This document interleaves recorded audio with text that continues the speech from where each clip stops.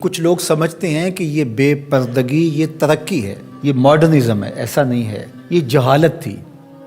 کعبۃ اللہ کا طواف برہنہ کیا جاتا تھا، تو برہنگی یہ جدت نہیں ہے، یہ قدامت ہے، یہ ترقی نہیں ہے، یہ جہالت ہے۔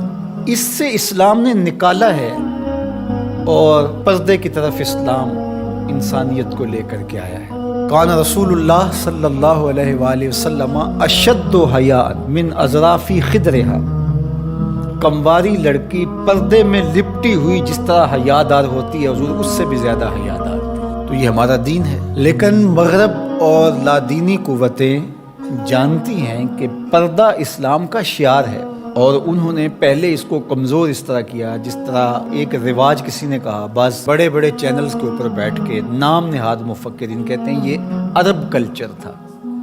عرب کلچر تو برہنگی تھا، عرب کلچر تو برہنہ طواف کرنے کا تھا۔ گھروں پہ جھنڈے بدکار خواتین کے چھتوں کے اوپر عرب میں لگتے تھے۔ تو یہ پردے کا تصور کلچر نہیں ہے، بلکہ یہ سنت زہرا سلام اللہ علیہ۔ اللہ کے محبوب نے فرمایا ہر دین کی کوئی الگ شناخت ہوتی ہے، الگ پہچان ہوتی ہے، ہر دین کا ایک الگ نشان ہوتا ہے۔ تو اسلام کی وہ خاص چیز، وہ خاص نشان، خاص پہچان پردہ ہے، حیا ہے۔ اور اگر حیا چلا جائے تو پھر دین بھی چلا جاتا ہے۔ ایک روایت میں فرمایا حیا اور ایمان دو آپس میں جڑی ہوئی چیزیں ہیں، ان میں سے ایک چلا جائے گا، پیچھے پیچھے دوسری شے بھی چلی جائے گی۔ تو لادینی قوتیں اس بات کو جانتی ہیں کہ اگر حیا چھین لیں گے تو ایمان اس کے پیچھے پیچھے، اس راستے سے جو حیا کے چھیننے سے بنے گا تو انہی قدموں پہ ایمان بھی رخصت ہوتا چلا جائے گا۔ تو لہٰذا ان کو یہ کہو کہ تم ترک ایمان کرو تو یہ تو کبھی راضی نہیں ہوں گے، تو اس لیے انہیں پردے کا ترک کروایا جائے، انہیں حیا کے جوہر سے محروم کیا جائے تاکہ یہ ایمان کے جوہر سے بھی محروم ہو جائے۔ تو پھر انہوں نے کئی رنگ تراشے، کبھی کہا کہ نظر کا پردہ ہے، کبھی کہا کہ پردہ تو انسان کے دل میں ہوتا ہے۔ تو مجھے بتاؤ، آج کا شخص جو شہوتوں سے لتھڑا ہوا ہے، جہاں شہوات کی گندی ہوائیں چل رہی ہیں، اس ماحول کے اندر اگر کوئی یہ بات کہے تو کتنی عجیب ہے۔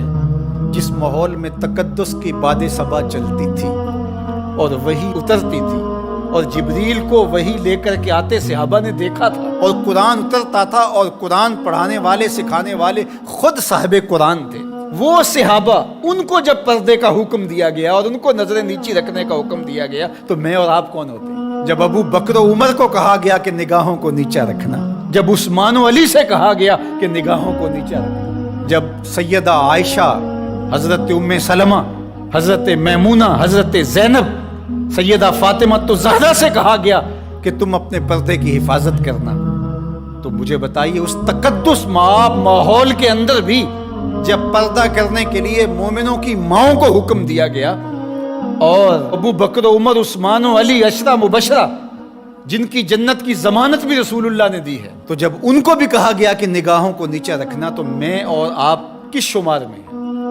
تو یہ ایک نفس کی کہانی ہے جو ہم گھر کے بیٹھ کے کہا کوئی بات نہیں جی، پردہ تو دل کا ہوتا ہے۔ بحالت مجبوری خواتین کو گھر سے نکلنا پڑتا ہے، لیکن اس میں بھی اس کو تاکید کی گئی کہ تیرا پردہ کسی صورت کے اندر بھی ختم نہیں ہونا چاہیے۔ میں خراج پیش کرنا چاہتا تھا یہاں ہماری ہمسائیگی کے اندر اس خاتون کو جس نے اللہ اکبر کا نعرہ لگا کر کے بتلایا کہ یہ امت ابھی بھانج نہیں ہوئی، اس امت میں آج بھی بیٹیاں موجود ہیں جو اپنی آبرو پر پہرا دے سکتی ہیں، اور یہ حالات بتاتے ہیں کہ یہ امت مرنے کے لیے نہیں، قیامت تک قائم رہنے کے لیے پیدا ہوئی ہے انشاءاللہ۔ اس دبی ہوئی راکھ میں چنگاریاں موجود ہیں، جو وقت آیا تو شعلہ جوالا بھی بن جائیں گے انشاءاللہ العزیز۔ اقبال نے ایک بات کہی تھی، اگر پندے ز درویش پذیری، ہزار امت بمیرت تو نہ میری، بطول باش و پنہا شو ازیں اثر کہ در آغوش شبیر بگیری۔ اقبال کہتا ہے اس فقیر کی ایک بات مان، ساری امتیں مر جائیں گی، امت مسلمہ تجھے زوال نہیں آئے گا، اور وہ کیا؟ بطول باش، بطول بن جا اور زمانے کی نظروں سے پوشیدہ ہو جا، پھر تیری آغوش میں بھی حسین ابن علی جیسے بیٹے جنم لیا کریں گے، ان کے جانشین تیری گود میں بھی پیدا ہوں گے۔ تو اس لیے پردہ ہماری شناخت ہے۔ آج جو کہتی ہیں جناب پردہ پردہ، یہ کیا ہے؟ یہ تو کٹھ ملا کی اصطلاح ہے۔ کچھ بولتی ہے جناب یہ دقیانوسیت ہے، کوئی کہتے ہیں یہ زمانہ قدیم کی کہانیاں ہیں۔ جب قبر میں اتریں گے تو اس وقت مرد کے لیے 3 چادریں، عورت کے لیے اسلام نے پھر بھی 5 چادریں رکھی ہیں اس وقت. اس کا کفن بھی الگ رکھا ہے اس لیے کہ وہ پردے کی چیز ہے. تو کیا کوئی عورت کہتی ہے کہ مجھے اسکرٹ میں دفن کر دیا جائے، میں بے پردہ قبر میں جانا چاہتی ہوں؟ اس وقت تو سب کہتے ہیں تنیاں بھی باندھ دی جائیں، اس وقت محارم قریب آ جائیں جو لحد میں اتاریں. تو اگر زندگی کے بعد بھی پردے میں لپٹ کے جانا ہے تو ساری زندگی سیدہ فاطمہ کی غلامی میں بسر کر دیے جائیں، ان کی کنیز بن کے زندگی گزاریں.